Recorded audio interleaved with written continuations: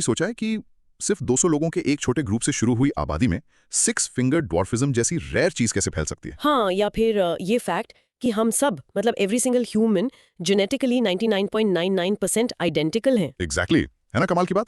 तो आज हम मानव आनुवंशिकी ह्यूमन जेनेटिक्स के कुछ फैसिनेटिंग कॉन्सेप्ट समझने वाले हैं। बिल्कुल, हमारे पास अक्सर जैन की किताब पर बेस्ड कुछ नोट्स हैं। इसमें Q22 से Q45 तक टॉपिक्स हैं, जेनेटिक ड्रिफ्ट से लेकर क्रोमोसोमल एबरेशंस और रेस फॉर्मेशन तक। और हमारा मिशन इन कॉम्प्लेक्स टॉपिक्स को सिंपल बनाना, समझना कि जीन्स कैसे काम करते हैं, उनमें चेंजेस कैसे आते हैं और इंडिविजुअल्स और पॉपुलेशंस पर इनका क्या असर होता है। एकदम, will go through Q22 to Q45 एक-एक करके। रेडी हैं इस नॉलेज जर्नी के लिए? एब्सोल्युटली, लेट्स डाइव इन।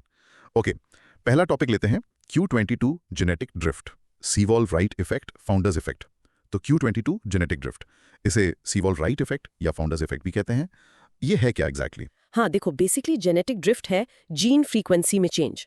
मतलब कोई जीन वेरिएंट कितना कॉमन है उसमें बदलाव आना, और ये होता है प्योरली बाय चांस। चांस मतलब म्यूटेशन या नेचुरल सिलेक्शन से नहीं? नहीं, म्यूटेशन या सिलेक्शन का रोल नहीं, ये रैंडम लक है जो एवोल्यूशन को इन्फ्लुएंस करता है, स्पेशली छोटी पॉपुलेशंस में। सीवॉल्व राइट ने इसका मैथमेटिकल बेसिस दिया था, इसलिए ये नाम। ओके, और फाउंडर्स इफेक्ट वाला पार्ट? वो जेनेटिक ड्रिफ्ट का एक स्पेसिफिक टाइप है, जब एक बड़ी पॉपुलेशन से एक छोटा ग्रुप अलग होकर कहीं नई जगह पॉपुलेशन स्टार्ट करता है। तो चांस की बात है कि इस नए ग्रुप में जीन फ्रीक्वेंसीज ओरिजिनल पॉपुलेशन से अलग हों। जैसे वो अमिश लोगों का एग्जांपल, पेंसिल्वेनिया वाले। एग्जैक्टली, 6 फिंगर ड्वार्फिज्म वाला एग्जाम्पल। करीब 200 फाउंडर्स जर्मनी से आए थे।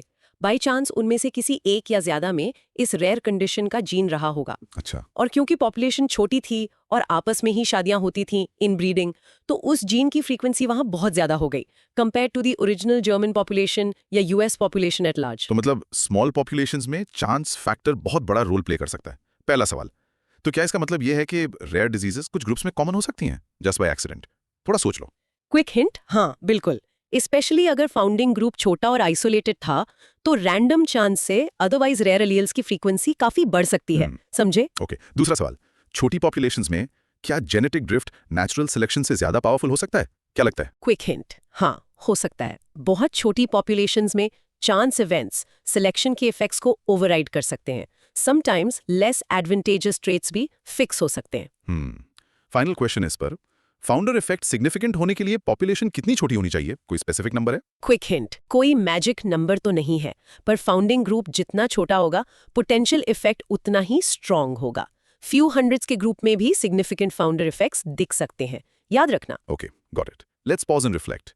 Think. In short, genetic drift is evolution by random chance, especially strong in small isolated populations, as seen with the founder effect in the Amish. Cool, अब बात करते हैं next point की, Q23 genetic load. Next है Q23 genetic load. ये सुनने में थोड़ा हैवी लग रहा है, ये क्या चीज है? हाँ, ये बेसिकली एक मेजर है। ये मेजर करता है कि एक पॉपुलेशन की फिटनेस कितनी कम है compare to the fittest possible genotype. इसे आप पॉपुलेशन पर लेस देन परफेक्ट जीन्स का बर्डन समझ सकते हैं। अच्छा, JBS हैल्डेन ने इसे कॉस्ट ऑफ नेचुरल सिलेक्शन कहा था, और म्यूलर ने बाद में इसे जेनेटिक लोड टर्म दिया। ओके, तो ये लोड बढ़ता कैसे है? What affects it? 3 main factors हैं। पहला, म्यूटेशन। ज्यादातर नए म्यूटेशंस हार्मफुल या स्लाइटली हार्मफुल होते हैं, वो फिटनेस कम करते हैं और लोड बढ़ाते हैं। ओके, दूसरा, इनब्रीडिंग। क्लोज रिलेटिव्स में मैरिज से हार्मफुल रिसेसिव जीन्स के एक्सप्रेस होने के चांसेस बढ़ जाते हैं। इससे फिटनेस कम होती है और लोड बढ़ता है। हाइब्रिडाइजेशन इसका उल्टा, लोड कम करता है। And the third factor? Environment. देखो कौन सा जीनोटाइप फिटेस्ट है, ये एनवायरमेंट पर डिपेंड करता है, तो जेनेटिक लोड फिक्स नहीं है। क्लासिक एग्जाम्पल है sickle cell trait HbA HbS। हाँ, सुना है इसके बारे में। जिन एरियाज में मलेरिया नहीं है, वहाँ HbS अलील जेनेटिक लोड में कंट्रीब्यूट करता है, लेकिन मलेरिया प्रोन रीजन्स में हेट्रोजाइगस होना HbA HbS रेजिस्टेंस देता है, तो ये एडवांटेजस हो जाता है। वहाँ HbS अलील का लोड कम हो जाता है। इंटरेस्टिंग ना? बहुत इंटरेस्टिंग। तो पहला सवाल, क्या जेनेटिक लोड कभी फायदेमंद भी हो सकता है? वियर्ड क्वेश्चन, पर सोच लो। क्विक हिंट, सरप्राइजिंगली हाँ। कुछ सिचुएशंस में अगर पॉपुलेशन एनवायरनमेंट की कैरिंग कैपेसिटी से ज्यादा हो जाए, तो higher genetic load self thinning में हेल्प कर सकता है, ताकि रिसोर्सेज सर्वाइवर्स के लिए अवेलेबल रहें। अच्छा, दूसरा सवाल, अगर एनवायरनमेंट बदलता है, तो क्या जेनेटिक लोड हमेशा इमीडिएटली बदल जाता है? क्विक हिंट, इमीडिएटली नहीं। जीन फ्रीक्वेंसीज को सिलेक्शन के थ्रू एडजस्ट होने में टाइम लगता है, तो एनवायरनमेंट चेंज और जेनेटिक लोड चेंज में लैग हो सकता है। राइट। लास्ट वन, क्या हर म्यूटेशन जेनेटिक लोड में इक्वली कंट्रीब्यूट करता है? बताओ जरा। क्विक हिंट नहीं, इम्पैक्ट म्यूटेशन पर डिपेंड करता है। कुछ का बड़ा नेगेटिव इफेक्ट हो सकता है, कुछ का बहुत छोटा। कंबाइंड इफेक्ट मैटर करता है। Got it? Let's take a moment. In short, genetic load measures the reduction in population fitness due to harmful genes, influenced by mutation rates, inbreeding levels, and environmental context. Moving on from genetic load, Q24, numerical chromosomal aberrations. Let's talk about Q24, numerical chromosomal aberrations. ये सुनने में ऐसा लग रहा है जैसे chromosomes के number में कुछ गड़बड़ होगी। हाँ, कुछ वैसा ही। इसका मतलब है क्रोमोसोम्स का एबनॉर्मल नंबर होना, या तो बहुत ज्यादा या बहुत कम। नॉर्मली ह्यूमंस में 46 होते हैं। ये यूजुअली सेल डिवीजन में फेलियर की वजह से होता है, स्पेसिफिकली मियोसिस या माइटोसिस में। इसके टाइप्स क्या हैं? एक है ट्राइसोमी, जिसमें किसी पर्टिकुलर क्रोमोसोम की 2 की जगह 3 कॉपीज होती हैं। डाउन सिंड्रोम, जिसमें क्रोमोसोम 21 की 3 कॉपीज होती है, सबसे कॉमन एग्जाम्पल है। राइट। फिर है मोनोसोमी, जिसमें सिर्फ 1 कॉपी होती है इंस्टेड ऑफ 2, जैसे टर्नर सिंड्रोम, जिसमें इंडिविजुअल्स में सिर्फ एक एक्स क्रोमोसोम होता है 45,X। ट्राइप्लॉइडी में पूरा एक एक्स्ट्रा सेट ऑफ क्रोमोसोम्स होता है 69 इंस्टेड ऑफ 46। और मोज़ैकिज्म, जब एक ही पर्सन की अलग अलग सेल्स में अलग क्रोमोसोम नंबर हो। ये सब होता कैसे? ये नॉन डिसजंक्शन क्या है? नॉन डिसजंक्शन इसका मेन रीजन है बहुत केसेस में, जब मियोसिस के टाइम क्रोमोसोम्स प्रॉपर्ली सेपरेट नहीं हो पाते। मियोसिस वो प्रोसेस है जिससे स्पर्म और एग सेल्स बनते हैं। अच्छा। इससे ऐसे गैमीट्स बन जाते हैं जिनमें क्रोमोसोम का नंबर गलत होता है। अगर ऐसा गैमेट फर्टिलाइजेशन में इन्वॉल्व हो तो रिजल्टिंग एम्ब्रियो में न्यूमेरिकल एबरेशन होगी। मोजाइसिज्म यूजुअली माइटोसिस में नॉन डिसजंक्शन से होता है, फर्टिलाइजेशन के बाद। ओके। पहला सवाल, क्या एक्स्ट्रा क्रोमोसोम होना हमेशा मिसिंग होने से बेहतर है? थोड़ा सोचो। क्विक हिंट, जनरली नहीं। ट्राइसोमी और मोनोसोमी दोनों से सिग्निफिकेंट हेल्थ प्रॉब्लम्स होती हैं। ऑटोसोम्स, नॉन सेक्स क्रोमोसोम्स की मोनोसोमीज तो यूजुअली डेवलपमेंट में बहुत जल्दी लीथल होती हैं। दूसरा सवाल, क्या न्यूमेरिकल एबरेशंस किसी भी क्रोमोसोम में हो सकती हैं? क्विक हिंट, हाँ, पोटेंशियली किसी भी क्रोमोसोम को अफेक्ट कर सकती हैं, लेकिन कॉन्सिक्वेंसेस बहुत अलग-अलग होते हैं। बड़े क्रोमोसोम्स की ट्राइसोमीज ऑफन लाइफ के साथ कंपैटिबल नहीं होती हैं। तीसरा सवाल, अगर किसी को मोज़ाइसिज्म है तो क्या उनके सिम्टम्स यूजुअली हल्के होते हैं? क्या लगता है? क्विक हिंट, अक्सर। हाँ, सिवियरिटी इस बात पर डिपेंड कर सकती है कि कौन से टिश्यूज अफेक्टेड है और कितनी सेल्स में एबनॉर्मल क्रोमोसोम नंबर है। Make sense. Pause and think about that. Think. In short, numerical chromosomal aberrations mean having the wrong number of chromosomes, like trisomy or monosomy, often caused by non-disjunction during cell division, leading to conditions like Downs or Turner syndrome. So that was about the number of chromosomes. अब हम structure की बात करते हैं। Q.25 Structural Chromosomal Aberrations. Next is Q.25 Structural Chromosomal Aberrations. यहाँ number ठीक रहता है, usually 46, पर स्ट्रक्चर में गड़बड़ होती है। Exactly. Total chromosome number normal हो सकता है, पर इंडिविजुअल क्रोमोसोम्स में कुछ हिस्सा मिसिंग हो, एक्स्ट्रा हो या रीअरेंज हो गया हो। जैसे आपके पास सही नंबर में किताबें हो, पर कुछ के पन्ने फटे हों, डुप्लीकेट हों या गलत किताब में लगे हों। Okay.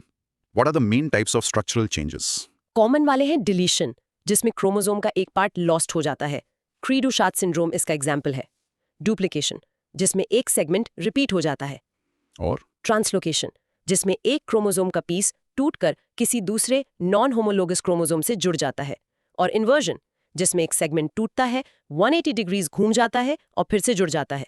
सोर्स में कुछ और टाइप्स भी मेंशन थे? हाँ, सोर्स में रिंग्स का भी जिक्र है, जिसमें क्रोमोसोम के एंड्स लूज हो जाते हैं और स्टिकी एंड्स जुड़कर रिंग शेप बना लेते हैं।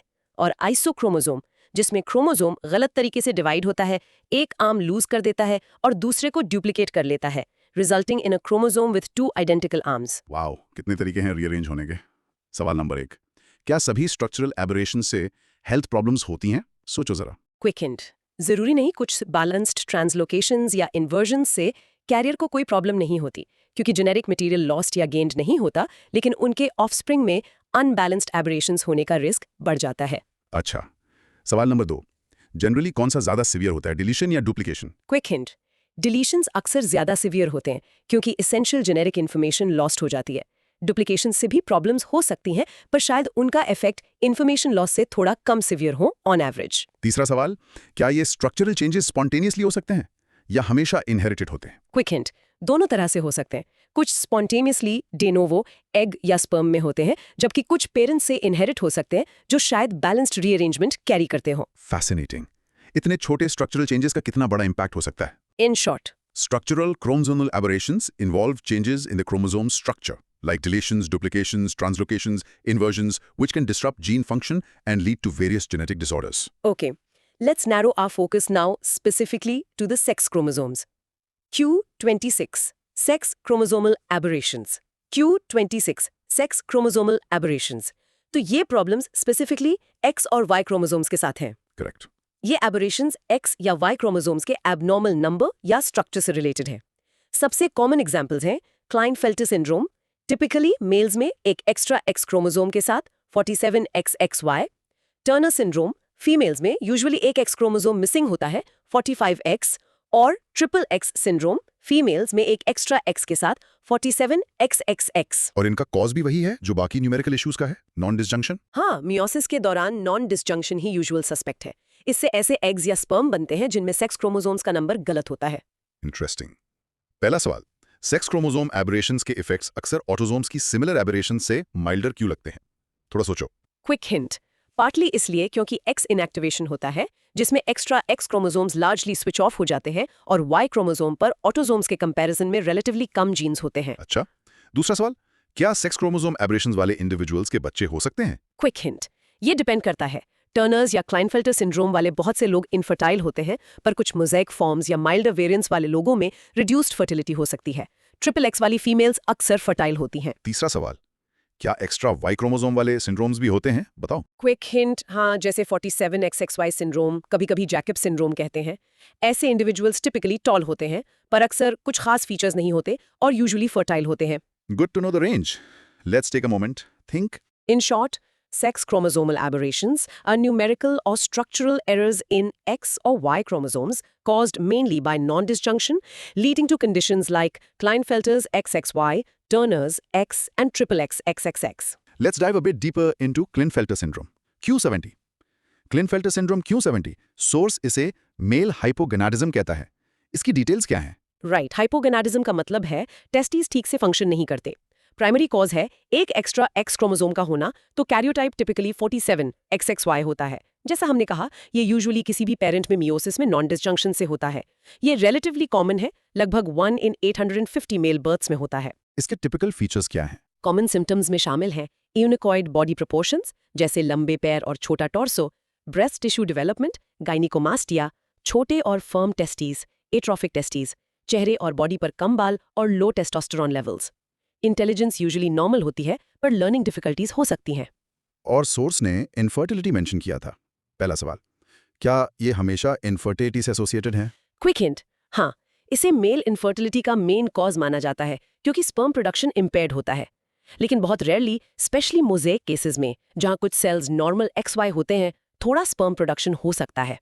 दूसरा सवाल, क्या क्लाइनफेल्टर सिंड्रोम को बर्थ से पहले डायग्नोस किया जा सकता है? क्विक हिंट, हाँ, इसे प्रीनेटल टेस्ट्स जैसे एमनियोसेंसिटिस या कोरियोनिक विलिस सैंपलिंग CVS से डिटेक्ट कर सकते हैं, जो बेबी के क्रोमोसोम्स एनालाइज करते हैं। तीसरा सवाल, क्योंकि लो टेस्टोस्टेरोन एक फीचर है, तो क्या टेस्टोस्टेरोन थेरेपी हेल्प करती है? क्विक हिंट, हाँ, testosterone replacement therapy common treatment है। ये सेकेंडरी सेक्सुअल कैरेक्टरिस्टिक्स जैसे muscle mass, deeper voice, hair growth promote करने में और मूड और एनर्जी लेवल्स इंप्रूव करने में हेल्प कर सकती है, पर ये फर्टिलिटी रिस्टोर नहीं करती।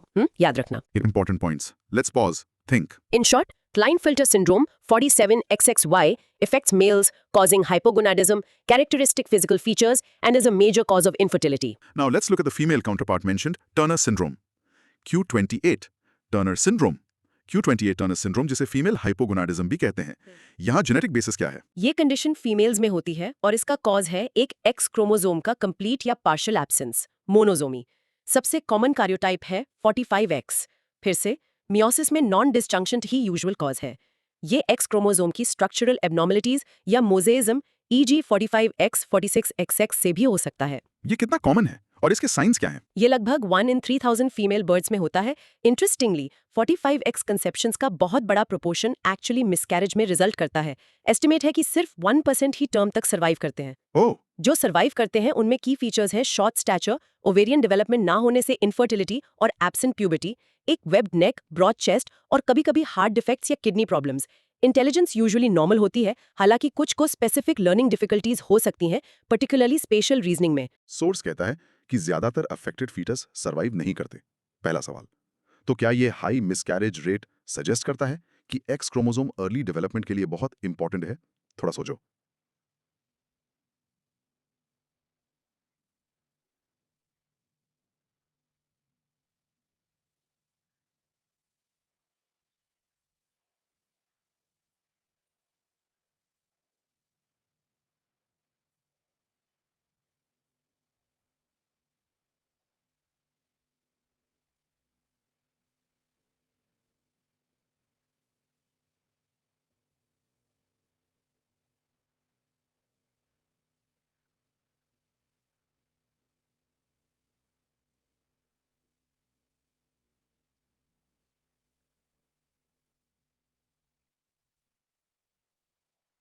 Quick hint. बिल्कुल।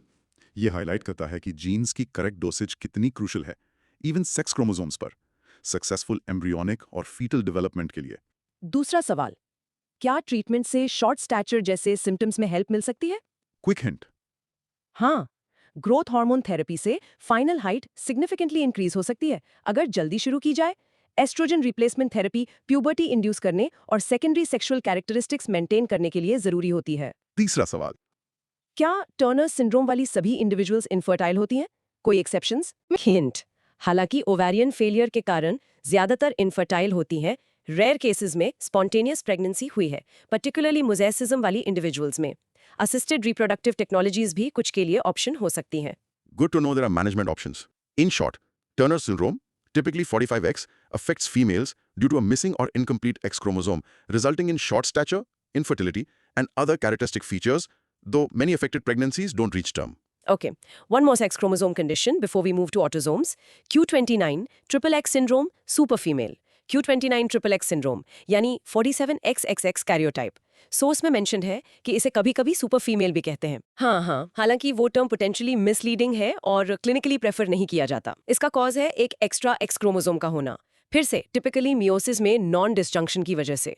ये लगभग 1 in 1000 फीमेल बर्ड्स में होता है। इसके सिम्टम्स क्या हैं? सोर्स कहता है कि बहुत से केसेस अनडायग्नोज्ड रह जाते हैं। यही की पॉइंट है। 47XXX वाली बहुत सी इंडिविजुअल्स में कोई नोटिसेबल सिम्टम्स नहीं होते या सिर्फ बहुत माइल्ड होते हैं। एक्स इनएक्टिवेशन की वजह से extra x chromosome largely silenced रहता है। अच्छा, जब सिम्टम्स होते हैं तो उनमें शामिल हो सकते हैं एवरेज से ज्यादा हाइट होना, डेवलपमेंटल डिलेज स्पेशली स्पीच और लैंग्वेज में, लर्निंग डिसेबिलिटीज और कभी-कभी वीकर मसल टोन, हाइपोटोनिया या minor physical differences.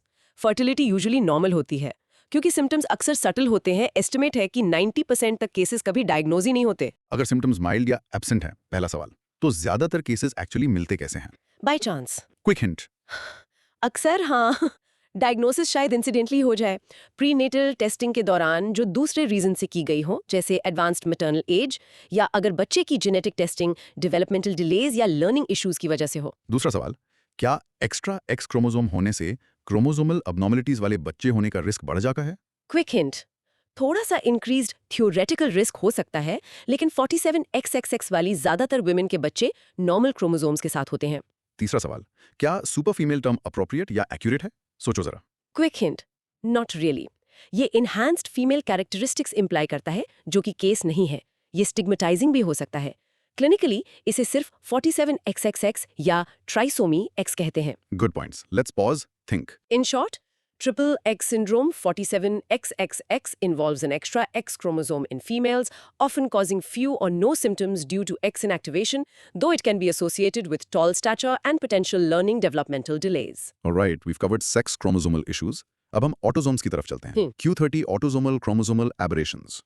Q30 autosomal chromosomal aberrations. तो ये प्रॉब्लम्स नॉन सेक्स क्रोमोसोम्स के साथ है, यानी क्रोमोसोम्स 1 से 22 तक। प्रिसाइसली। ये X या Y के अलावा किसी भी क्रोमोसोम के नंबर या स्ट्रक्चर में एब्नॉर्मैलिटीज इन्वॉल्व करती हैं।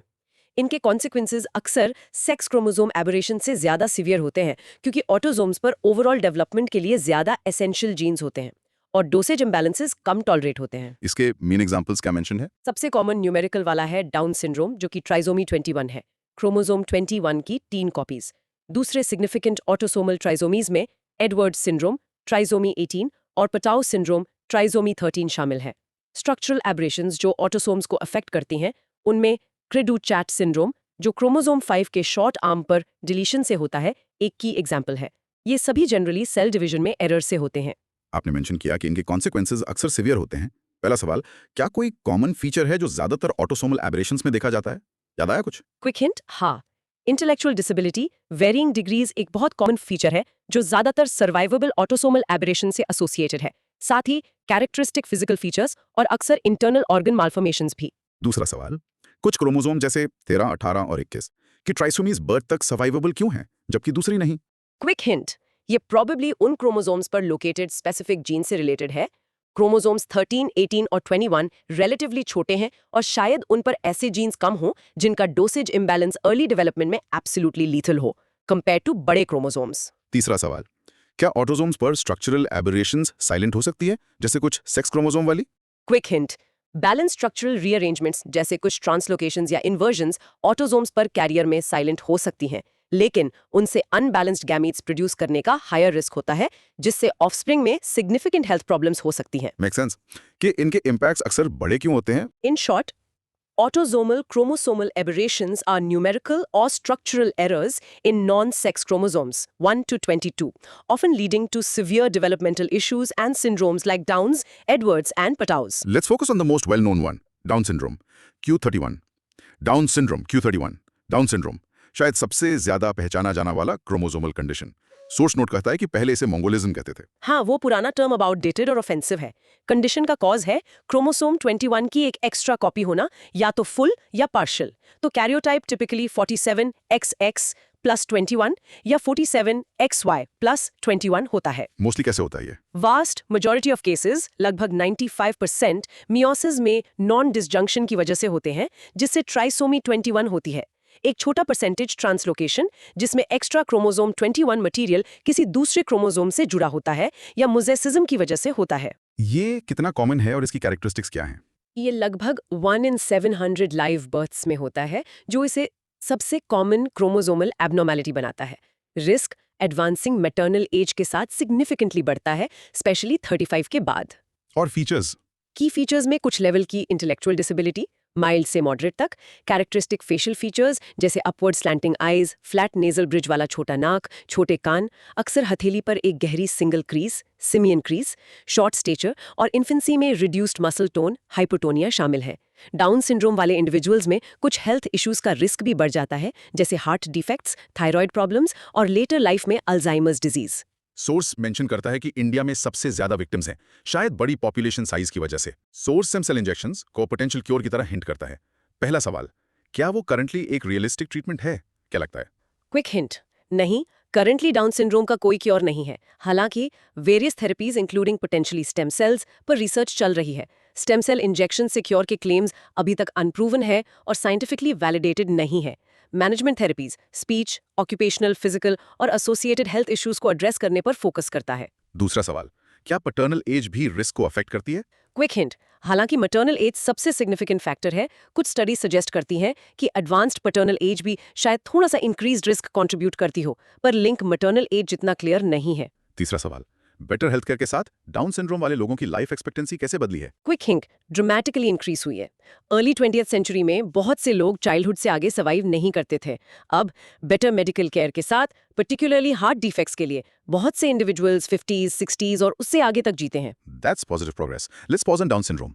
In short, Down syndrome, trisomy 21, is the most common chromosomal anomaly caused by an extra chromosome 21, leading to intellectual disability, characteristic physical features, and increased risk of certain health issues. No cure exists, but supportive care has improved outcomes significantly. okay, let's briefly touch upon two other autosomal trisomies mentioned. Q32 Edwards syndrome.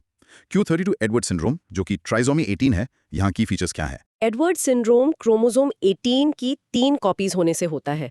Karyotype 47XX plus 18 या 47XY plus 18। ये लगभग 1 in 8,000 live births में होता है और down syndrome की तरह risk maternal as के साथ बढ़ता है। सैडली ये बहुत सिवियर कंडीशन है। किस तरह की प्रॉब्लम्स कॉज करता है ये? इंडिविजुअल्स में typically severe intellectual disability, low birth weight, छोटा सर, माइक्रोसेफली, छोटा जबड़ा, micrognathia, distinctively clenched hands, overlapping fingers के साथ हार्ट डिफेक्ट्स, किडनी प्रॉब्लम्स और दूसरे ऑर्गन मैल्फॉर्मेशंस होते हैं।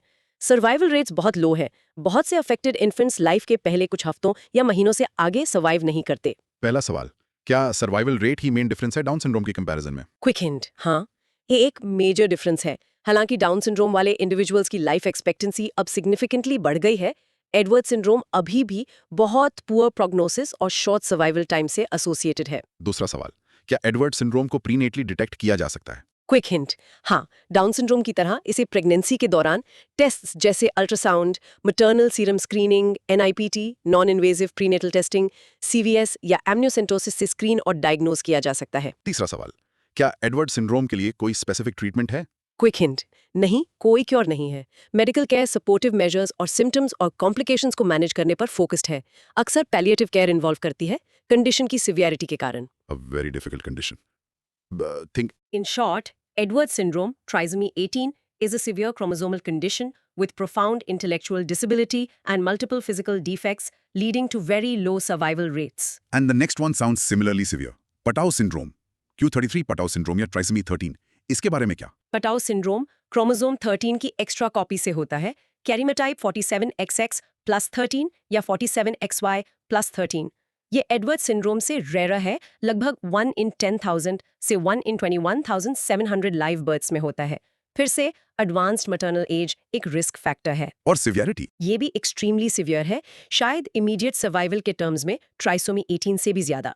कैरेक्टरिस्टिक्स में severe intellectual disability, structural brain defects जैसे holoprosencephaly, microcephaly, cleft lip, and palate, extra fingers या toes, polydactyly, severe heart defects, kidney abnormalities और अक्सर आई डिफेक्ट्स शामिल हैं।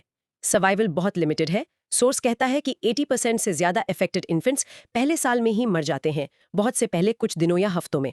पहला सवाल, ट्राइसोमी 13 और 18 ट्राइसोमी 21 से इतने ज्यादा सिवियर क्यों हैं? Any ideas? थोड़ा सोचो। क्विक हिंट, क्रोमोसोम्स 13 और 18 क्रोमोसोम 21 से बड़े हैं और उन पर ज्यादा जीन्स होते हैं। इन एडिशनल जीन्स का डोसेज इम्बैलेंस प्रोबेबली डेवलपमेंट को क्रोमोसोम 21 के एक्स्ट्रा जीन से कहीं ज्यादा प्रोफाउंडली डिस्टर्ब करता है। दूसरा सवाल, क्या पटाउ सिंड्रोम में हमेशा फुल एक्स्ट्रा क्रोमोसोम 13 इन्वॉल्व होता है? क्विक हिंट, ज्यादातर केसेस में फुल ट्राइसोमी 13 इन्वॉल्व होती है, लेकिन डाउन सिंड्रोम की तरह कुछ केसेस क्रोमोसोम 13 इन्वॉल्विंग ट्रांसलोकेशन से या मोजेसिज्म से रिजल्ट कर सकते हैं। तीसरा सवाल, सिवियरिटी को देखते हुए पटाउ सिंड्रोम के साथ पैदा हुए इन्फेंट्स के लिए केयर का फोकस क्या होता है? क्विक हिंट, एडवर्ड सिंड्रोम की तरह केयर प्राइमरीली सपोर्टिव और पैलिएटिव होती है। कंफर्ट और इमीडिएट कॉम्प्लिकेशंस को मैनेज करने पर फोकस करती है, क्यूरेटिव इंटरवेंशंस के बजाय। Another very challenging diagnosis. Think. In short, Patau syndrome trisomy 13 is an extremely severe chromosomal condition caused by an extra chromosome 13, characterized by major birth defects and intellectual disability with very poor survival rates. Okay, let's switch from extra chromosomes to a missing piece, Q34 Cri-du-Chat syndrome. Q34 Cri-du-Chat syndrome. नाम का मतलब है cry of the cat. That's intriguing. हाँ, इसका नाम इसलिए पड़ा क्योंकि इस सिंड्रोम के साथ पैदा हुए इन्फेंट्स की अक्सर हाई पिच्ड क्राई होती है, जो बिल्ली की म्यूइंग जैसी लगती है। ये लैरेंस वॉइस बॉक्स के एबनॉर्मल डेवलपमेंट की वजह से होता है। इसका कॉज एक्स्ट्रा क्रोमोसोम नहीं, बल्कि डिलीशन है एक मिसिंग पीस क्रोमोसोम 5 के शॉर्ट आर्म P आर्म का। कैरियोटाइप लिखा जाता है 46XX 5P- या 46XY 5P-। ये कैसे होता है और कितना कॉमन है? ज्यादातर केसेस लगभग 85 से 90% डिनोवो होते हैं, मतलब डिलीशन रैंडमली एक नए इवेंट की तरह एग या स्पर्म में या बहुत अर्ली एम्ब्रियोनिक डेवलपमेंट में होती है। ये यूजुअली इनहेरिटेड नहीं होता, हालांकि एक छोटा परसेंटेज केसेस ऐसे पेरेंट्स से रिजल्ट करते हैं जो chromosome 5 involving balanced translocation carry करते हैं। ये लगभग 1 in 50,000 बर्थ्स में होता है और फीमेल्स में थोड़ा ज्यादा कॉमन लगता है। हमने जो ट्राइसोमीज डिस्कस की, उनके अनलाइक मैटरनल एज यहाँ जनरली रिस्क फैक्टर नहीं माना जाता। क्राई के अलावा मेन फीचर्स क्या हैं? की फीचर्स में intellectual disability varying degrees, delayed development, microcephaly छोटा सर, लो बर्थ वेट, इन्फेंसी में वीक मसल टोन हाइपोटोनिया और कैरेक्टरिस्टिक फेशियल फीचर्स जैसे वाइडली स्पेस्ड आईज, हाइपोटेलरिज्म, छोटा जबड़ा और लो सेट ईयर्स शामिल हैं। कैट लाइक क्राई यूजुअली बच्चा बड़ा होने पर कम नोटिसेबल हो जाती है। पहला सवाल, क्या डिलीशन का साइज सिम्टम्स की सिवियरिटी से रिलेटेड है? सोचो जरा। क्विक हिंट, हाँ, जनरली क्रोमोसोम 5P पर बड़ी डिलीशंस ज्यादा सिवियर इंटेलेक्चुअल डिसेबिलिटी और फिजिकल फीचर्स से एसोसिएटेड होती हैं कंपेयर टू छोटी डिलीशंस। दूसरा सवाल, क्योंकि यह डिलीशन है, क्या मिसिंग जेनेटिक मटेरियल को रिप्लेस करने का कोई तरीका है? क्विक हिंट, नहीं, करंटली मिसिंग सेगमेंट को रिप्लेस करने का कोई तरीका नहीं है। ट्रीटमेंट सपोर्टिव थेरेपीज जैसी स्पीच, फिजिकल और ऑक्यूपेशनल थेरेपी पर फोकस करता है ताकि इंडिविजुअल्स अपना फुल पोटेंशियल रीच कर सकें। तीसरा सवाल, क्या कैट लाइक क्राई पूरी लाइफ रहती है? क्विक हिंट, नहीं, कैरेक्टरिस्टिक क्राई इन्फेंसी में सबसे ज्यादा नोटिसेबल होती है और यूजुअली 2 साल की एज तक गायब हो जाती है। हालांकि इंडिविजुअल्स को फिर भी कुछ स्पीच डिफिकल्टीज हो सकती हैं, याद रखना। A unique condition linked to that specific sound. Think, in short, Cry-to-Chat syndrome is caused by a deletion on the short arm of chromosome 5, 5p-, characterized by a cat-like cry in infancy, intellectual disability, and specific physical features. Most cases arise spontaneously. Okay, let's shift gears to a different kind of genetic phenomena. Q35, genetic imprinting. Q35, genetic imprinting. ये कुछ अलग लग रहा है. What's it about? यह अलग है ही। Genetic imprinting एक फैसिनेटिंग फिनोमेना है जिसमें किसी जीन का एक्सप्रेशन या फंक्शन इस बात पर डिपेंड करता है कि वो मदर से इनहेरिट हुआ है या फादर से। अच्छा, मतलब ज्यादातर जीन्स के लिए दोनों कॉपीज एक मॉम से एक डैड से एक्टिव होती हैं, लेकिन इम्प्रिंटेड जीन्स के लिए एक कॉपी साइलेंस्ड होती है, यूजुअली मेथिलेशन नाम के प्रोसेस से। डीएनए पर केमिकल टैग्स ऐड करना, या तो एग में या स्पर्म में। तो ऑफस्प्रिंग में सिर्फ दूसरे पेरेंट वाली कॉपी ही एक्टिव रहती है। तो पेरेंट का कंट्रीब्यूशन जीन एक्टिविटी के टर्म्स में हमेशा इक्वल नहीं होता। एग्जाम्पल क्या है इसका? एग्जैक्टली क्लासिक एग्जाम्पल्स क्रोमोसोम 15 के एक स्पेसिफिक रीजन 15q1113 को इन्वॉल्व करते हैं। अगर इस रीजन में डिलीशन उस क्रोमोसोम पर होती है जो फादर से इनहेरिट हुआ है तो प्रादर-विली सिंड्रोम होता है। लेकिन अगर एग्जैक्ट सेम डिलीशन उस क्रोमोसोम पर होती है जो मदर से इनहेरिट हुआ है तो एक बिल्कुल अलग डिसऑर्डर होता है जिसे एंजलमैन सिंड्रोम कहते हैं। Wow, same deletion, different parent, different syndrome. कमाल है। पहला सवाल, तो क्या इसका मतलब साइलेंस्ड कॉपी ब्रोकन है? थोड़ा सोचो। क्विक हिंट, जरूरी नहीं कि ब्रोकन हो, बस एपिजेनेटिकली साइलेंस्ड या टर्न्ड ऑफ होती है पेरेंट स्पेसिफिक मैनर में। डीएनए सीक्वेंस खुद नॉर्मल हो सकता है। दूसरा सवाल, क्या इम्प्रिंटिंग कॉमन है? क्या ये बहुत से जीन्स को अफेक्ट करता है? क्विक हिंट, ये बहुत कॉमन नहीं है। एस्टिमेट है कि ये हमारे जीन्स के सिर्फ एक छोटे परसेंटेज, शायद 100-200 के आसपास को अफेक्ट करता है, लेकिन इनमें से बहुत से ग्रोथ और डेवलपमेंट के लिए क्रूशल हैं। तीसरा सवाल, एवोल्यूशन ने ऐसा सिस्टम बनाया ही क्यों होगा? एक पेरेंट के जीन को साइलेंस करने का पॉइंट क्या है? कोई थ्योरीज बताओ। क्विक हिंट, लीडिंग थ्योरी है पेरेंटल कॉन्फ्लिक्ट हाइपोथेसिस या किनशिप थ्योरी। ये सजेस्ट करती है कि इम्प्रिंटिंग मैटरनल और पैटर्नल जीन्स के बीच डिफरिंग इंटरेस्ट के कारण इवॉल्व हुई regarding resource allocation to the offspring, specially pregnancy के दौरान। फैसिनेटिंग स्टफ, पर अभी भी डिबेटेड है। A very subtle but powerful mechanism. Let's pause. In short, genetic imprinting is when a gene's activity depends on its parental origin, mother or father, due to epigenetic silencing, illustrated by Prader-Willi and Angelman syndromes, resulting from the same deletion on chromosome 15, depending on parent of origin. Now that we know about these genetic variations and issues, how do we find out about them? Q36, genetic screening. Q36, genetic screening. ये सुनकर लगता है genetic problems के लिए testing. Precisely.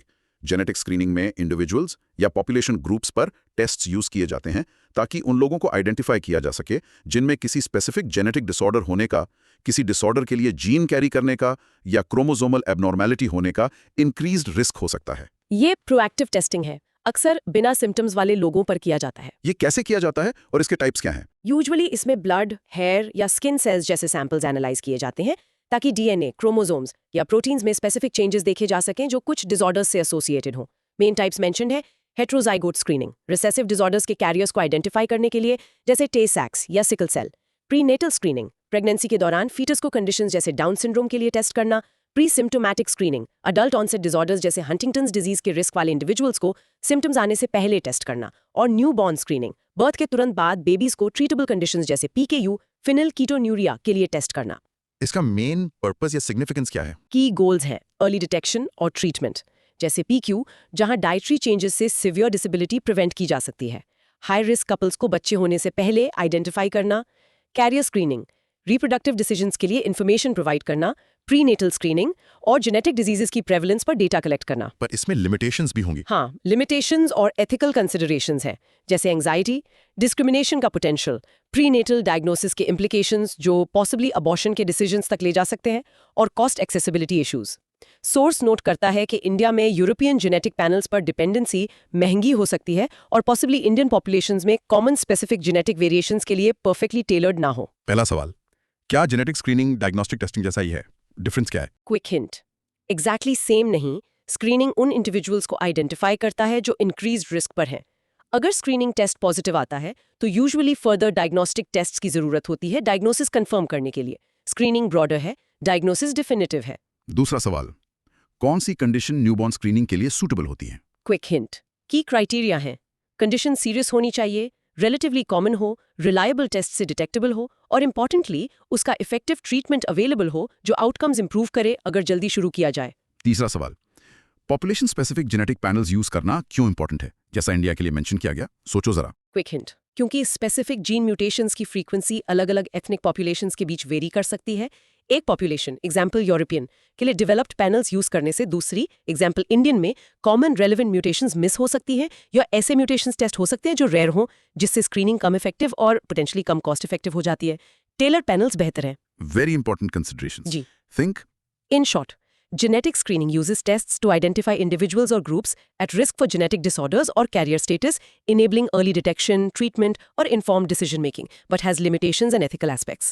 screening often leads to the next step, Q37 genetic counseling. Q37 genetic counseling. तो screening के बाद या अगर फैमिली हिस्ट्री है तो लोगों को काउंसलिंग मिलती है। What does that involve? हाँ, जेनेटिक काउंसलिंग एक क्रूशल कम्युनिकेशन प्रोसेस है। ये इंडिविजुअल्स और फैमिलीज को जेनेटिक कंडीशंस के बारे में इंफॉर्मेशन समझने, अपने रिस्क्स इवैल्यूएट करने और इन्फॉर्म्ड डिसीजंस लेने में हेल्प करता है। ये डिजीज में जेनेटिक कॉन्ट्रीब्यूशंस के मेडिकल, साइकोलॉजिकल और फेमिलियल इंप्लीकेशंस को एड्रेस करता है। इसके टिपिकल स्टेजेस क्या होते हैं? प्रोसेस में यूजुअली कई स्टेप्स होते हैं। डिटेल्ड फैमिली हिस्ट्री लेना और पेडिग्री चार्ट बनाना, रेलेवेंट जेनेटिक स्क्रीनिंग या डायग्नोस्टिक टेस्टिंग अरेंज करना, डायग्नोसिस और प्रोग्नोसिस प्रोवाइड करना, कंडीशन का लाइकली कोर्स प्रिडिक्ट करना, जिसमें मोड ऑफ इनहेरिटेंस एक्सप्लेन करना शामिल है, काउंसलिंग इंटरव्यू कंडक्ट करना, जहां रिजल्ट्स क्लियरली एक्सप्लेन किए जाते हैं, रिस्क्स डिस्कस किए जाते हैं और ऑप्शंस नॉन डायरेक्टिव वे में एक्सप्लोर किए जाते हैं।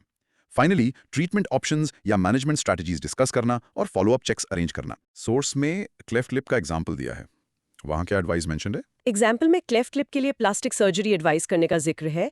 ये नोट करता है कि कंडीशन को ऑटोसोमल डोमिनेंट डिस्क्राइब किया गया है, पर यह भी कहता है कि ये नॉन हेरिडिटरी है, जो सोर्स की फ्रेजिंग में थोड़ा कॉन्ट्रडिक्टरी लगता है। एग्जाम्पल का की take away probably practical advice है। सर्जरी जो काउंसलिंग प्रोसेस का पार्ट है, चाहे वहां दिया गया इनहेरिटेंस डिस्क्रिप्शन कंफ्यूजिंग क्यों ना हो, हमें काउंसलिंग एस्पेक्ट पर फोकस करना चाहिए, इन्फॉर्मेशन और ऑप्शंस प्रोवाइड करना। Okay, focusing on the process.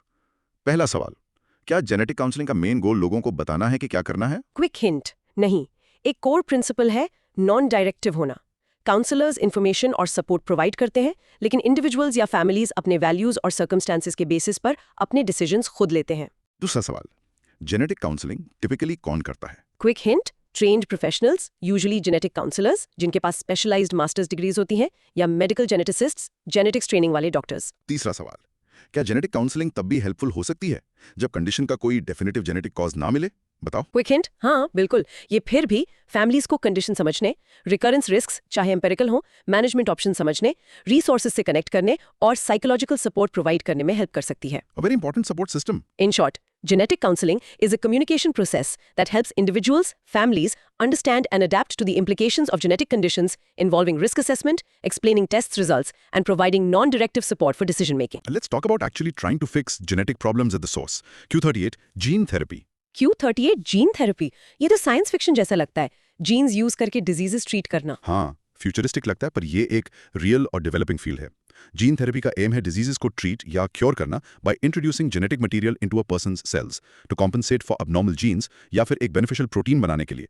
अगर कोई जीन मिसिंग या डिफेक्टिव है तो जीन थेरेपी प्रॉब्लम को उसकी रूट से फिक्स करने की कोशिश करती है। इसके मेन अप्रोचेस या टेक्निक्स क्या है? सोर्स 3 मेन स्ट्रैटेजीज मेंशन करता है। जीन रिप्लेसमेंट, जिसमें फॉल्टी जीन को हेल्दी कॉपी से स्वैप किया जाता है, जीन टारगेटिंग या करेक्शन, जिसमें फॉल्टी जीन को उसकी जगह पर रिपेयर किया जाता है, और जीन ऑगमेंटेशन, जिसमें जीन की हेल्दी कॉपी सेल्स में ऐड की जाती हैं, फॉल्टी वाले को रिमूव किए बिना, ताकि करेक्ट फंक्शन प्रोवाइड हो सके। ये रिसेसिव डिसऑर्डर्स के लिए कॉमन है। और टाइप्स, सोमैटिक वर्सेस जर्मलाइन। हाँ, somatic gene therapy affected individual के बॉडी सेल्स सोमा को टारगेट करती है। जो चेंजेस किए जाते हैं वो उनके बच्चों में पास ऑन नहीं होते। ज्यादातर करंट रिसर्च और क्लिनिकल ट्रायल्स इसी पर फोकस्ड है, एथिकल रीजंस की वजह से। Germ line gene therapy reproductive cells, sperm या एग्स को टारगेट करेगी। जो चेंजेस किए जाएंगे वो हेरिटेबल होंगे, फ्यूचर जनरेशंस तक जाएंगे। ये सिग्निफिकेंट एथिकल कंसर्न्स रेज करता है और जनरली ह्यूमंस में करंटली परमिटेड नहीं है। ये कमाल का लगता है, पर श्योरली चैलेंजेस होंगे, इतना आसान नहीं होगा। क्विक हिंट, डेफिनेटली आसान नहीं है।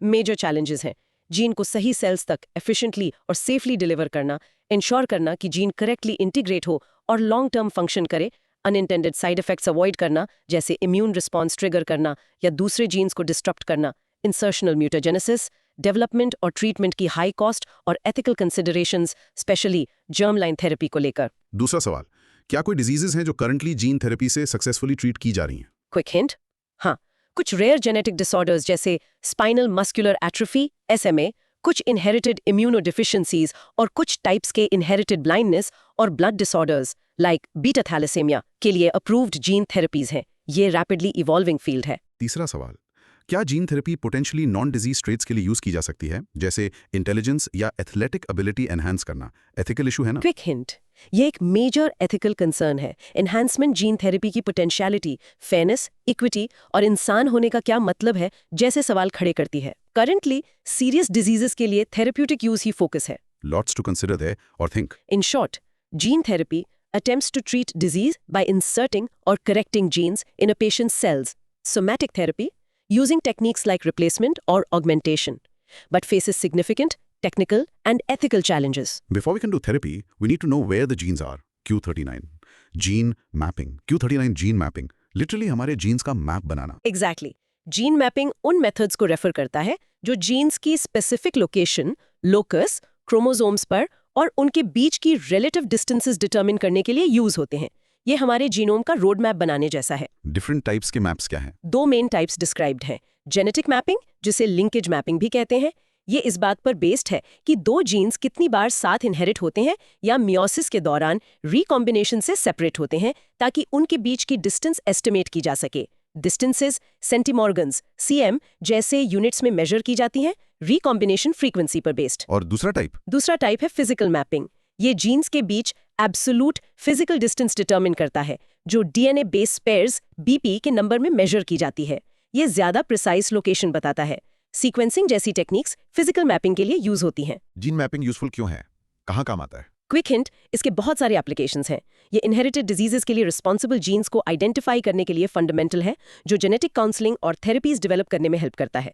इसने ह्यूमन जीनोम प्रोजेक्ट के लिए फ्रेमवर्क प्रोवाइड किया। ये एवोल्यूशनरी स्टडीज में स्पीशीज के जीनोम्स कंपेयर करने के लिए यूज होता है। ये एग्रीकल्चर में बेटर क्रॉप्स और लाइफ स्टॉक ब्रीड करने के लिए वाइटल है, और ये फोरेंसिक एंथ्रोपोलॉजी में आइडेंटिफिकेशन पर्पसेस के लिए भी रोल प्ले करता है। दूसरा सवाल, हिस्टोरिकली कौन सा मैप पहले आया था, जेनेटिक या फिजिकल? थोड़ा सोचो। क्विक हिंट, जेनेटिक मैपिंग पहले आया था। अर्ली जेनेटिस्ट जैसे अल्फ्रेड स्टर्टवेंट ने फ्रूट फ्लाइज में रिकॉम्बिनेशन फ्रीक्वेंसीज यूज करके पहले लिंकेज मैप्स बनाए थे, फिजिकल मैपिंग के लिए DNA सीक्वेंसिंग टेक्नोलॉजी आने से बहुत पहले। तीसरा सवाल, क्या जीन मैपिंग हमें बताता है कि जीन क्या करता है? क्विक हिंट, डायरेक्टली नहीं। मैपिंग बताता है कि जीन कहाँ लोकेटेड है। उसका फंक्शन फिगर आउट करने के लिए अक्सर फर्दर एक्सपेरिमेंट्स की जरूरत होती है, जैसे म्यूटेशंस के इफेक्ट स्टडी करना या उससे बनने वाले प्रोटीन को एनालाइज करना। So it's the where, not necessarily the what. In short, gene mapping determines the location and relative distances of genes on chromosomes using genetic, linkage, or physical methods, crucial for disease gene identification, genome projects, and various other scientific fields. From mapping genes to identifying individuals based on their unique DNA, Q40, DNA profiling. DNA profiling जिसे अक्सर DNA fingerprinting कहते हैं, ये तो crime shows में हर वक्त देखते हैं। बिल्कुल, ये मॉडर्न फोरेंसिक्स का कॉर्नरस्टोन है।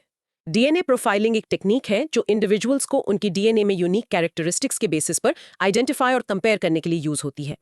हालांकि हमारा लगभग 99.9% DNA सीक्वेंस लोगों के बीच आइडेंटिकल होता है, बाकी 0.1% में वेरिएशंस होते हैं जो हम में से हर एक को यूनिक बनाते हैं, आइडेंटिकल ट्विंस को छोड़कर। इस यूनिकनेस का बेसिस क्या है? सोर्स ने VNTRs मेंशन किए हैं। राइट।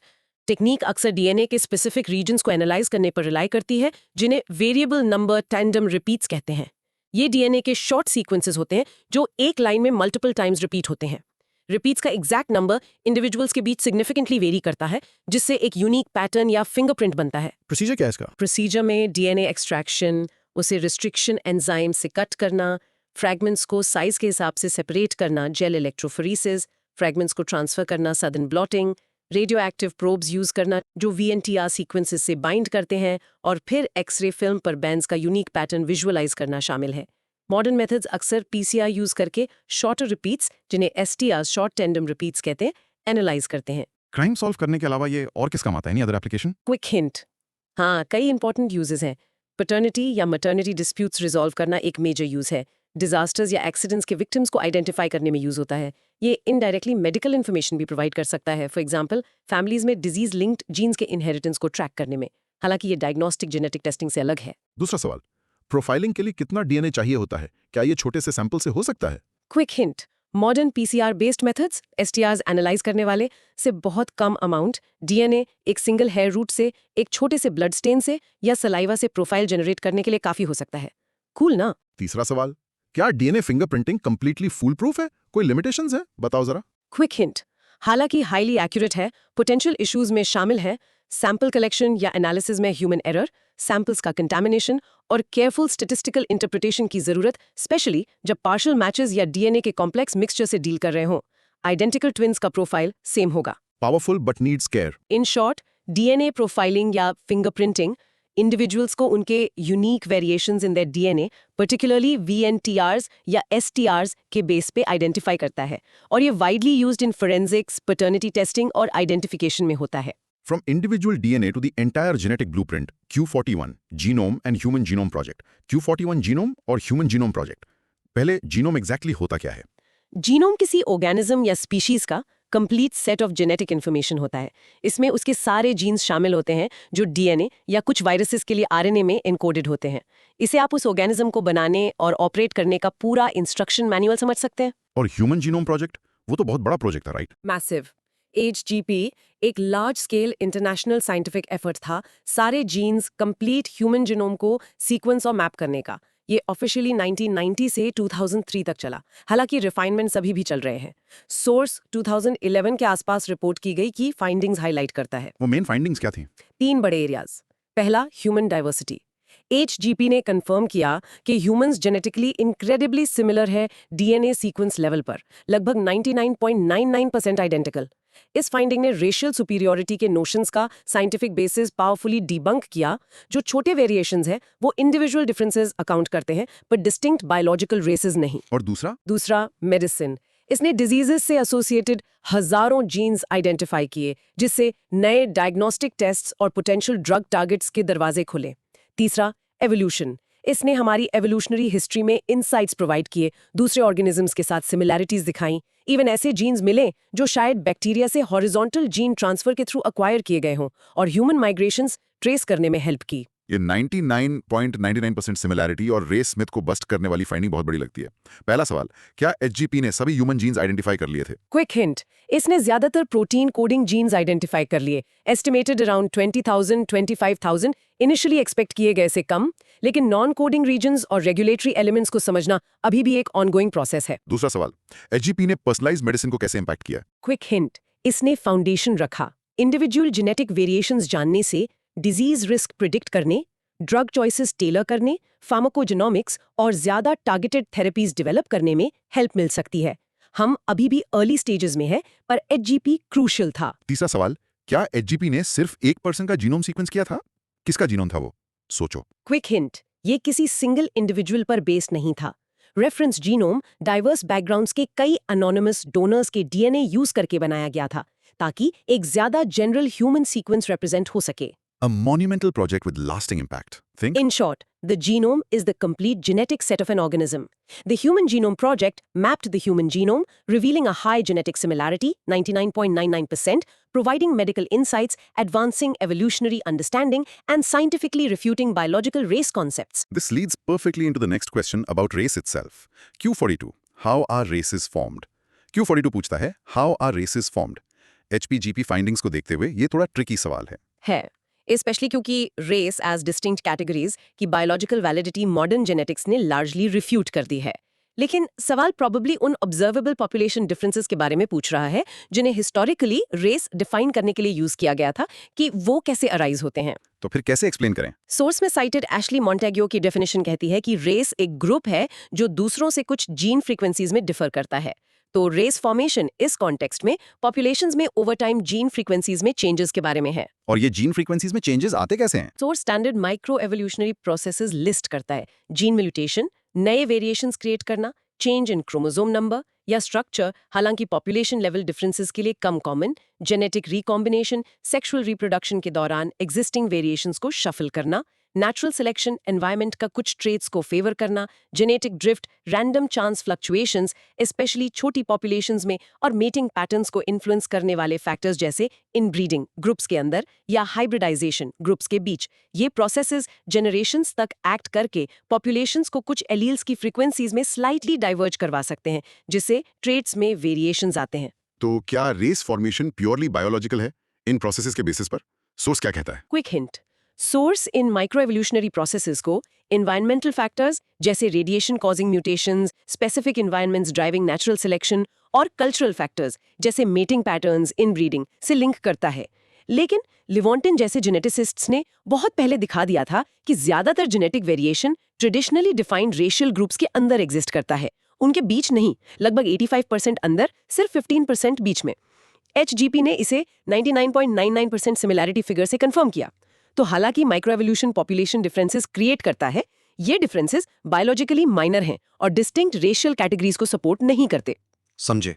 दूसरा सवाल, अगर रेसेस डिस्टिंक्ट बायोलॉजिकल कैटेगरीज नहीं हैं, तो हम पॉपुलेशंस के बीच फिजिकल डिफरेंसेस जैसे स्किन कलर क्यों देखते हैं? क्विक हिंट, ये ट्रेट्स अक्सर स्पेसिफिक एनवायरनमेंट्स के अडेप्टेशंस होते हैं, जैसे skin colour UV radiation level से रिलेटेड, जो नेचुरल सिलेक्शन से ड्राइव होते हैं, जो सिर्फ कुछ हैंडफुल जीन्स पर एक्ट करता है। ये सुपरफिशियल डिफरेंसेस रिप्रेजेंट करते हैं, डीप जेनेटिक डिविजन्स नहीं। तीसरा सवाल, क्या रेस फॉर्मेशन जीन फ्रीक्वेंसीज में चेंजेस कभी रुकता है? क्विक हिंट, नहीं। ह्यूमन पॉपुलेशंस कॉन्स्टेंटली इवॉल्व हो रही हैं, हालांकि धीरे धीरे। Gene frequencies migration, mating patterns, selection pressures जैसे डिजीज रेजिस्टेंस और ड्रिफ्ट के कारण शिफ्ट होती रहती हैं।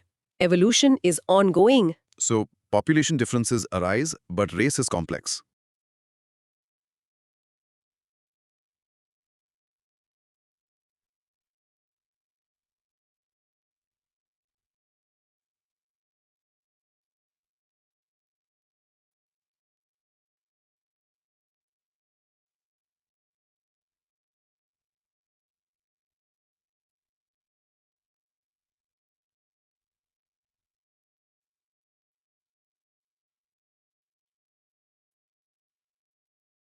In short, historically, race formation was thought of as populations diverging in gene frequencies due to microevolutionary processes, mutation, selection, drift, etc., influenced by environment and culture. However, modern genetics AGP shows these differences are minimal and distinct biological races don't exist in humans. Let's explore the role of nature versus nurture in this context. Q43, role of heredity and environment in race formation. Q43 heredity और environment के role पर delve करता है in population differences को create करने में, जिसे race formation कहा गया है। ये इंटरैक्ट कैसे करते हैं? ये सब इंटरप्ले का खेल है। हेरिडिटी जीन्स के थ्रू ब्लूप्रिंट प्रोवाइड करती है और ट्रेट्स को पास डाउन होने देती है। अगर सिर्फ हेरिडिटी होती तो पॉपुलेशंस चेंज नहीं होती। एनवायरनमेंट दूसरी तरफ कॉन्स्टेंटली बदलता रहता है और चैलेंजेस और अपॉर्चुनिटीज प्रेजेंट करता है। ये एनवायरनमेंट ही है जो माइक्रो एवोल्यूशनरी प्रोसेसेस को ड्राइव करता है, जो हमने अभी डिस्कस किए। तो एनवायरनमेंट हेरिडिटी पर एक्ट करता है। एग्जैक्टली। नेचुरल सिलेक्शन तब एक्ट करता है जब एनवायरनमेंट कुछ इनहेरिटेड ट्रेट्स को दूसरों पर फेवर करता है। जेनेटिक ड्रिफ्ट पॉपुलेशन साइज और आइसोलेशन एनवायरमेंटल ज्योग्राफिक फैक्टर्स से इन्फ्लुएंस होता है। माइग्रेशन एनवायरमेंट्स के बीच मूवमेंट, जीन फ्लो चेंज करता है।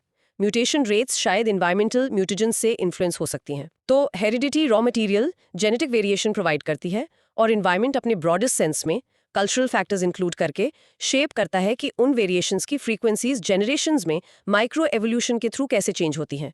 सिकल सेल ट्रेट का मलेरियल एनवायरनमेंट्स में अडेप्ट होना इस इंटरैक्शन का प्राइम एग्जाम्पल है। पहला सवाल, क्या एनवायरनमेंट हेरिडिटी को खुद जीन्स को बदल सकता है? Quick hint, generally environment DNA sequence को डायरेक्टली टारगेटेड अडैप्टिव वे में नहीं बदलता। लमाकियन हेरिडिटी ऐसे काम नहीं करता, लेकिन एनवायरमेंटल फैक्टर्स जैसे रेडिएशन रैंडम म्यूटेशंस कॉज कर सकते हैं, जिससे सिलेक्शन के एक्ट करने के लिए वेरिएशन बढ़ जाता है। एपिजेनेटिक्स कॉम्प्लेक्सिटी ऐड करती है, जहां एनवायरनमेंट जीन एक्सप्रेशन को इन्फ्लुएंस करता है बिना डीएनए सीक्वेंस चेंज किए। दूसरा सवाल, पॉपुलेशन डिफरेंसेस शेप करने में कौन ज्यादा इंपॉर्टेंट है, हेरिडिटी या एनवायरनमेंट? बैलेंस क्या है? क्विक हिंट, ये रियली एक वर्सेस दूसरा नहीं है, ये उनका कॉन्टिन्यूअस इंटरैक्शन है। पॉपुलेशंस को अडेप्ट और डाइवर्ज करने के लिए ओवर टाइम दोनों की जरूरत है, हेरिडिटरी वेरिएशन और एनवायरमेंटल प्रेशर्स इन्फ्लुएंसेस। तीसरा सवाल, अगर एक पॉपुलेशन नए एनवायरनमेंट में मूव करती है तो क्या उसकी रेशियल कैरेक्टरिस्टिक्स जल्दी बदल जाएंगी? सोचो। क्विक हिंट, सिलेक्शन के थ्रू एवोल्यूशनरी चेंज यूजुअली बहुत सी जनरेशंस लेता है। सोशल और कल्चरल एडेप्टेशंस शायद तेजी से हो सकते हैं, लेकिन जेनेटिकली डिटर्मिन्ड ट्रेट्स जैसे स्किन कलर या बॉडी बिल्ड में नए सिलेक्टिव प्रेशर्स के कारण चेंजेस बहुत स्लो होंगे। The interplay is key. Yes In short, heredity provides the genetic variation, while the environment, including physical and cultural aspects, drives microevolutionary processes, selection, drift, etc., that act on this variation, leading to changes in population gene frequencies and traits over time. Now, a crucial distinction, Q44, differentiate between race and racism. Q44, race और racism के बीच difference पूछता है। ये बहुत important लगता है। Absolutely critical distinction है। जैसा डिस्कस किया, रेस बायोलॉजिकली ह्यूमंस में एक फ्लॉड कॉन्सेप्ट है। हिस्टोरिकली बॉयज जैसे एंथ्रोपोलॉजिस्ट ने इसे शेयर्ड फिजिकल या जेनेटिक कैरेक्टरिस्टिक्स जैसे जीन फ्रीक्वेंसीज के बेसिस पर डिफाइन करने की कोशिश की। उस डेफिनेशन से भी ये एक डिस्क्रिप्टिव बायोलॉजिकल या एंथ्रोपोलॉजिकल कॉन्सेप्ट की तरह इंटेंडेड था। रेसिज्म दूसरी तरफ बिल्कुल भी बायोलॉजिकल नहीं है। ये एक सोशल और कल्चरल कंस्ट्रक्ट है, एक हार्मफुल आइडियोलॉजी या बिलीफ सिस्टम। वो बिलीफ सिस्टम किस चीज पर बेस्ड है? रेसिज्म इस फॉल्स बिलीफ पर बेस्ड है कि ह्यूमैनिटी को डिस्टिंक्ट रेसेस में डिवाइड किया जा सकता है और इनमें से कुछ रेसेस इनहेरेंटली सुपीरियर है दूसरों से। इस बिलीफ को फिर प्रेजुडिस, डिस्क्रिमिनेशन और सोशल, इकोनॉमिक और पॉलिटिकल इनइक्वालिटी को जस्टिफाई करने के लिए यूज किया जाता है। इसका बेसिस साइंस नहीं बल्कि purity of blood, skin colour prejudice या सपोज्ड कल्चरल सुपीरियरिटी जैसे अनफाउंडेड नोशंस हैं। रेस प्रॉब्लमैटिकली बायोलॉजिकल वेरिएशन को क्लासिफाई करने के बारे में था। रेसिज्म उन परसेप्शंस के बेसिस पर डोमिनेंस असर्ट करने और इनइक्वालिटी जस्टिफाई करने के बारे में है। सोर्स 1951 की यूनेस्को स्टेटमेंट मेंशन करता है। उसने रेसिज्म के बारे में क्या कंक्लूड किया? क्विक हिंट, यूनेस्को स्टेटमेंट जो लीडिंग साइंटिस्ट ने डेवलप की थी ने साइंटिफिक ग्राउंड्स पर रेसिज्म को स्ट्रांगली रिफ्यूट किया। उसने कंक्लूड किया कि प्योर रेसेस एक मिथ है। रेसेस के इनेट मेंटल कैपेसिटी या कैपेबिलिटीज में सिग्निफिकेंटली डिफर करने का कोई एविडेंस नहीं है। बायोलॉजिकल डिफरेंसेस सोशल इनइक्वालिटी को जस्टिफाई नहीं करने चाहिए और इंटरग्रुप मिक्सिंग से कोई बायोलॉजिकल डिसएडवांटेज नहीं होता। इसने एसेंशियली रेशियल सुपीरियरिटी को साइंटिफिकली बेसलेस डिक्लेयर किया। दूसरा सवाल, क्या रेस रेसिज्म के बिना एग्जिस्ट कर सकती है? क्विक हिंट, हालांकि डिस्टिंक्ट ह्यूमन रेसेस का बायोलॉजिकल कॉन्सेप्ट इनवैलिड है, ह्यूमन जेनेटिक वेरिएशन एग्जिस्ट करता है। पॉपुलेशन वेरिएशन स्टडी करना साइंटिफिकली वैलिड है। प्रॉब्लम तब आती है जब ये minor variations social hierarchies create करने और प्रेजुडिस जस्टिफाई करने के लिए यूज किए जाते हैं। वो रेसिज्म है। तीसरा सवाल, क्या रेसिज्म सिर्फ इंडिविजुअल प्रेजुडिस के बारे में है या ये सिस्टेमिक भी हो सकता है? बताओ जरा। क्विक हिंट, रेसिज्म दोनों लेवल्स पर ऑपरेट करता है। इंडिविजुअल प्रेजुडिस एक एस्पेक्ट है, लेकिन रेसिज्म डीपली एम्बेडेड है सोशल स्ट्रक्चर्स, इंस्टीट्यूशंस जैसे laws, education systems, housing policies और कल्चरल नॉर्म्स में भी, जिससे कुछ ग्रुप्स के लिए सिस्टेमिक डिसएडवांटेजेस होते हैं, इवन ओवर्ट इंडिविजुअल बिगेट्री के एब्सेंस में।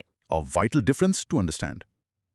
Think. In short, race is an invalid biological concept for distinct human groups, though population variation exists, while racism is a harmful socio-cultural ideology asserting superiority of one group over others based on perceived race, used to justify discrimination and inequality.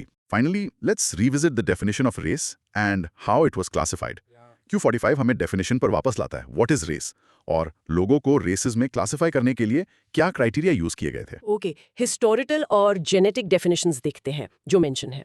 Pre Mendelian genetics के पहले definition observable physical features जैसे skin colour, hair type, facial structure में differ करने वाले groups पर focus करती थी। Genetic definition जो बाद में आई ने रेस को एक मेंडेलियन पॉपुलेशन की तरह डिफाइन किया जो दूसरों से एक या ज्यादा जीन्स की फ्रीक्वेंसी में डिफर करती है। इन डेफिनेशंस के बेसिस पर क्लासिफिकेशन के लिए किस तरह के क्राइटेरिया यूज किए गए? सोर्स दो मेन कैटेगरीज लिस्ट करता है क्राइटेरिया की।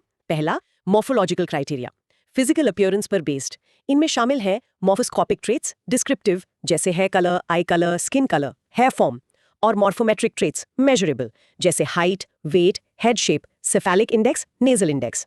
दूसरा, genetic criteria, inherited biological markers पर बेस्ड। इनमें शामिल है सीरोलॉजिकल ट्रेट्स, ब्लड से रिलेटेड जैसे ABO blood groups, Rh factor, Hb variants जैसे एचबीएस, बायोकेमिकल ट्रेट्स जैसे एंजाइम वेरिएंट्स और पॉलीजेनिक ट्रेट्स मल्टीपल जीन्स से इन्फ्लुएंस्ड जैसे डर्मेटोग्लिफिक्स, फिंगरप्रिंट पैटर्न्स। कौन से क्राइटेरिया ज्यादा रिलायबल माने जाते हैं सोर्स के अकॉर्डिंग, बॉयड का मेंशन करके, और क्यों? क्विक हिंट, जेनेटिक क्राइटेरिया कहीं ज्यादा रिलायबल माने जाते हैं। बॉयड ने आर्ग्यू किया कि अच्छे क्राइटेरिया का मोड ऑफ इनहेरिटेंस पता होना चाहिए, वो एनवायरनमेंट से इजीली इन्फ्लुएंस नहीं होने चाहिए और ऑब्जेक्टिव मेजरेबल होने चाहिए, अक्सर डिस्क्रीट वेरिएबल्स। जेनेटिक मार्कर्स जैसे blood groups generally in conditions को मॉर्फोलॉजिकल ट्रेट्स जैसे हाइट या स्किन कलर से बेहतर मीट करते हैं, जो एनवायरनमेंट और न्यूट्रिशन से हेविली इन्फ्लुएंस्ड होते हैं और अक्सर कंटिन्यूअसली वेरी करते हैं, जिससे क्लियर डिविजन्स बनाना मुश्किल हो जाता है। दूसरा सवाल, जेनेटिक क्राइटेरिया यूज करके भी क्या scientist clear set of human races पर अग्री कर पाए? क्विक हिंट, नहीं। जेनेटिक मार्कर्स यूज करके ह्यूमंस को डिस्क्रीट रेसेस में क्लासिफाई करने की कोशिश कंसिस्टेंटली फेल हुई, क्योंकि वेरिएशन कंटिन्यूअस, क्लिनल है और डिफरेंट ट्रेट्स डिफरेंट ग्रुपिंग्स की तरफ लीड करते हैं। ज्यादातर वेरिएशन विद इन ग्रुप है, बिटवीन ग्रुप नहीं, याद है ना? तीसरा सवाल, अगर रेस बायोलॉजिकली रियल नहीं है तो हम अभी भी ह्यूमन पॉपुलेशन वेरिएशन क्यों स्टडी करते हैं? क्विक हिंट, पॉपुलेशंस के बीच जेनेटिक वेरिएशन स्टडी करना human history, migration patterns, different environments में एडेप्टेशन और especially medicine e g. Disease risk variation समझना, ट्रीटमेंट्स टेलर करना को समझने के लिए क्रूशल है। गोल रेसेस डिफाइन करना नहीं, बल्कि ह्यूमन डाइवर्सिटी और हेल्थ को समझना है। So the criteria themselves showed the flaws in the concept.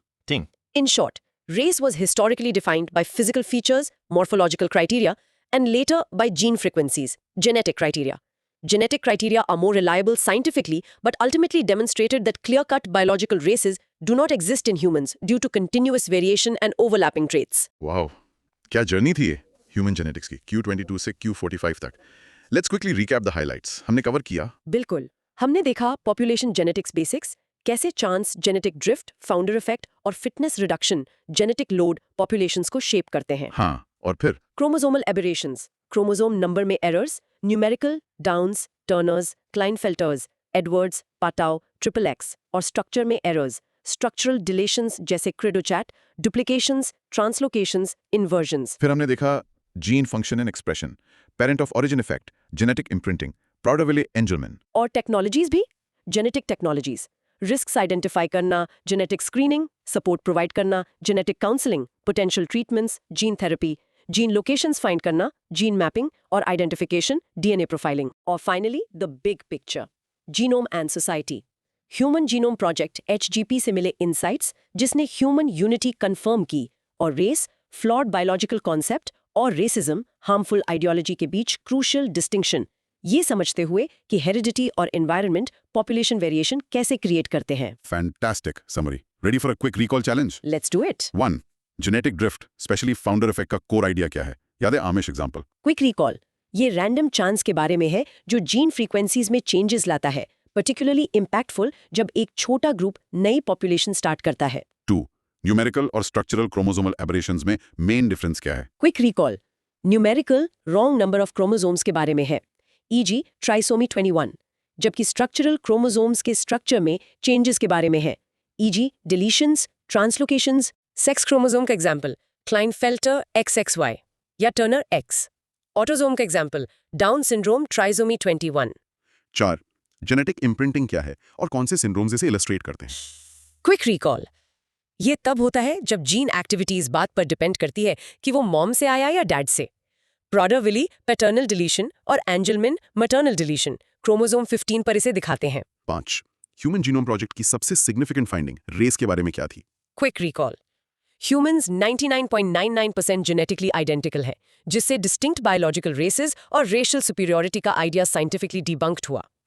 Race और रेसिज्म के बीच फंडामेंटल डिफरेंस एक सेंटेंस में एक्सप्लेन करो। क्विक रिकॉल, रेस एक डिस्क्रेडिटेड बायोलॉजिकल क्लासिफिकेशन है, जबकि रेसिज्म एक हार्मफुल सोशल आइडियोलॉजी है जो परसीव्ड रेस के बेसिस पर इनइक्वालिटी जस्टिफाई करती है। Brilliant. Now for a slightly bigger challenge. अब तुम अपने वर्ड्स में बताओ, इन सभी टॉपिक्स का मेन कनेक्टिंग थ्रेड क्या था Q22 से Q45 तक? How do they link together? और सभी लिसनर्स के लिए एक final thought challenge. Next time जब आप अलग अलग पॉपुलेशन ग्रुप्स के बीच किसी हेल्थ डिफरेंस या ट्रेट वेरिएशन के बारे में सुने, तो सोचने की कोशिश करें कौन से माइक्रो एवोल्यूशनरी फैक्टर्स जैसे सिलेक्शन, ड्रिफ्ट, म्यूटेशन, एनवायरनमेंट ने उस वेरिएशन में ओवर टाइम रोल प्ले किया होगा। ह्यूमन जेनेटिक्स का ये गहरा अध्ययन बिल्कुल फैसिनेटिंग था। छोटे डीएनए चेंजेस से लेकर डाइवर्सिटी और सोसाइटी के बड़े सवालों तक। ये एक ऐसी फील्ड है जो हमेशा इवॉल्व हो रही है, बिल्कुल हमारे जीन्स की तरह। उम्मीद है इस एक्सप्लोरेशन से कुछ क्यूरियोसिटी जागी होगी। Keep learning, keep questioning. मिलेंगे अगले डीप डाइव में। Keep exploring.